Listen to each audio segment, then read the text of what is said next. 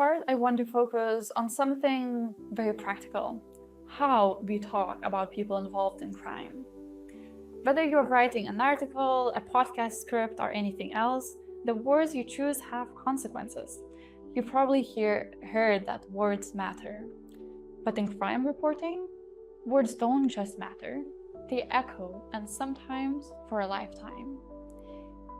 This section draws on the work of Antonia Ferri, an experienced journalist based in Rome who covers migration and social conflict, and has a lot of experience writing about marginalized groups and doing it in a very ethical and sensitive way. Let's start with terminology. These are some small changes that actually make a big difference. First, use person-first language. Avoid labels like criminal, murderer, inmate. Instead, use phrases like a person convicted of a crime, or a convicted person, a person accused of, let's say, drug dealing if the person hasn't been convicted yet, or a formerly incarcerated person. Why? Because none of us should be reduced to one act or moment. Labels stick, and they erase everything else about a person's identity. Second point, avoid emotionally charged adjectives. For example, horrific, brutal, sickening, evil. These are common in headlines, but they only add heat that is not needed. Instead, describe what happened factually and precisely, without exaggeration.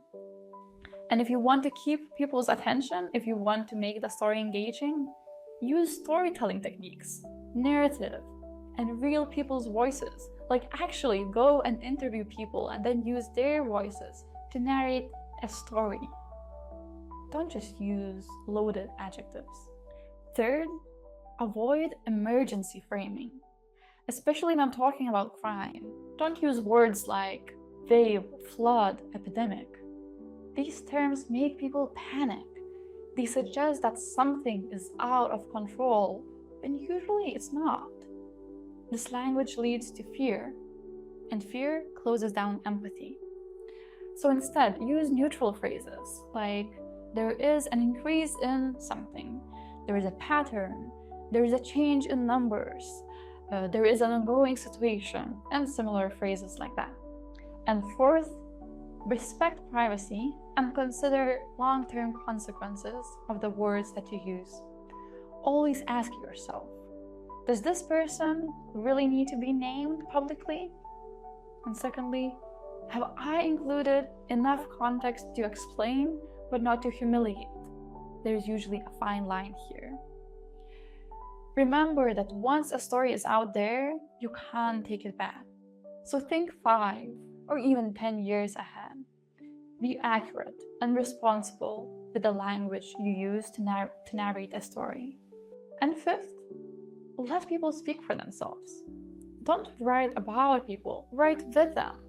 Use quotes, include direct experiences. Like, as I said before, go and interview people, collect their stories, let their words shape the narrative, not just your interpretation of it. And always ask, whose voices are still missing?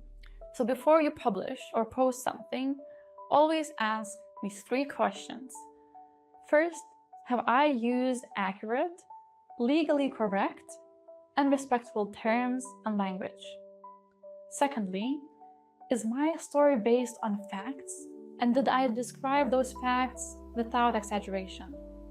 And third, have I included voices of the people affected by the story? Good reporting doesn't mean hiding the truth. It means telling the truth in full, with clarity, fairness, and respect for everyone involved.